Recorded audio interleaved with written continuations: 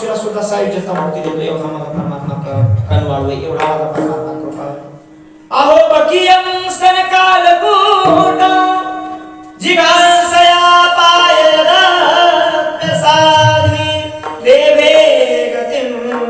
भातृचितां ततो कमुवादयालु शरणं व्रजेव एवढा माझा भगवान परमात्मा दयाळू आहे त्या पुतण्या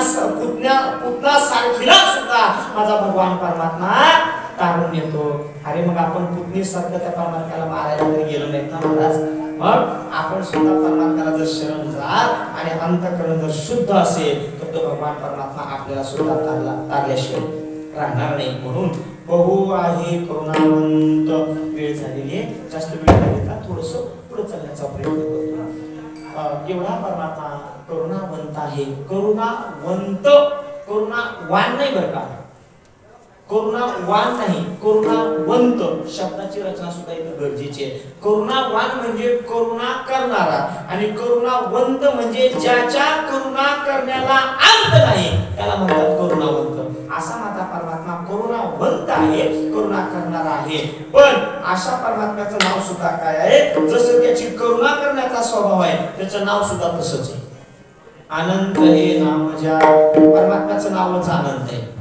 किंवा दुसरा अर्थ मग असा म्हटला होता की त्या परमात्म्याला नाव अनंत आहे हा खूप सुंदर संतांचा भाव आहे ज्यावेळेस माझ्या भगवान परमात्म्याचं नाव कृष्ण ठेवलं माझ्या परमात्म्याचं नाव बलराम ठेवलं पण त्या परमात्म्याला एक नाव नाही महाराज त्या परमात्म्याला अनंत नाव आहे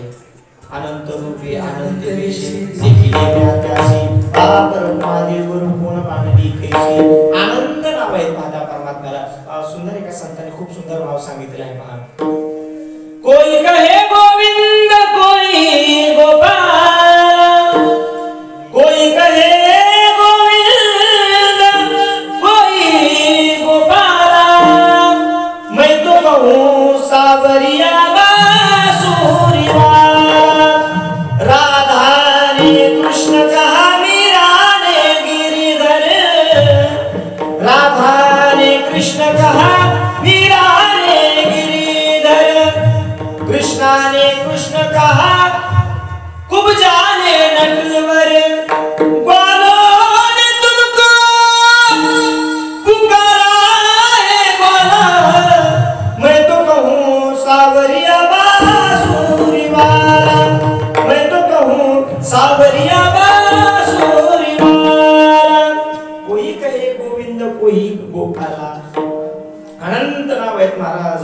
विष्णू सहस्त्र नाम आहे गोविंद अष्टक आहे गोपाल अष्टक आहे अनंत नावाने परमात्मा माझा विभूषित आहे म्हणून अनंत हे नाम त्याचा स्वभावही अनंत आहे आणि त्याचं नाव सुद्धा अनंत आहे असा तो अनंत हे नाम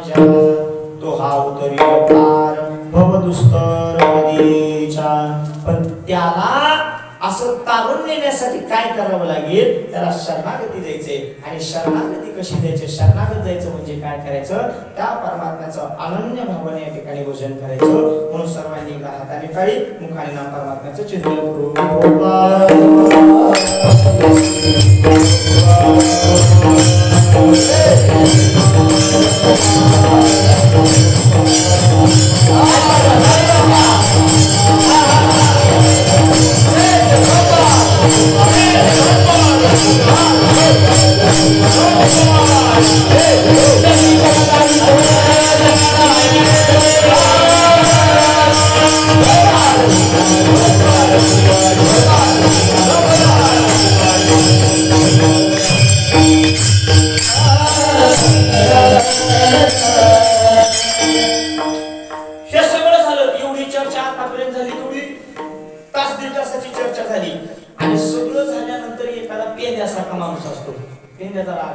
अचानकच मध्ये काहीतरी घुसपट काढायचा आणि विचारायचा असा एक साधक होता त्या साधकाने म्हटलं महाराज तुम्ही मनापासून सांगायला लागलात आम्ही बी ऐकत जायला लागलो तुम्ही बी सांगत जायला आम्ही बी ऐकत जायला लागलो किती वाजेपर्यंत 11 वाजले की असं कोण म्हणलं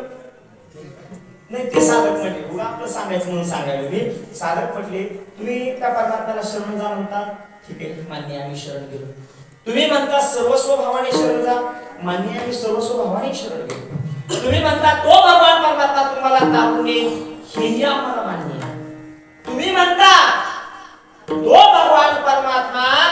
करुणानिधी आहे तेही आम्हाला मान्य आहे. त्या परमात्म्याचं नाव सुद्धा तुम्ही सांगितलं तेही आम्हाला मान्य आहे. हे सगळं जे सांगायला हे खरं कशावर हे खरं कशावर हे आम्हाला सांगा. तुकोबाराय म्हणतात बाबा हो संतांचं जीवन जे असतं ना संत हे अधिकाराने बोलत असतात. संत हे अधिकाराने बोलत असतात आणि अधिकार कशाला म्हणावं त्या शब्दाची फक्त संधी विग्रह करून त्याचा अर्थ सांगतो. अधिकार कशाला म्हटलं जातं सोप्या भाषेमध्ये अधिकार आणि मग सांग त्याला म्हणतात अधिकार. सोपं आहे की अधिकार आणि पुन्हा सांग म्हणजे अगोदर आपल्या जीवनामध्ये त्या गोष्टीचा अनुभव घ्या आणि अनुभव आल्याच्या नंतर मग सांगा त्याला म्हटलं जातं अधिकार. थोडक्यामध्ये तुकोबाराय सांगता तुका म्हणे चाकोळ सांगे मज अनुभव आहे अंगे. अगोदर त्या गोष्टीचा अनुभव आम्ही घेतलेला आहे. अनुभव आले अंगा ते या जगात देतसे. हे मी जे सर्व सांगितलंय परमात्मा करुणानिधी आहे अनंत आहे परमात्मा तारून येईल परमात्म्याला शरण जा सर्वस्व भावाने शरण जा. अरे बाबा हो अगोदर मी शरण गेलो माझ्या सोबत त्या गोष्टी घडल्या मला त्या गोष्टीची प्रतीती आली अनुभव आला आणि ज्या वेळेस मला ते खरं वाटलं ना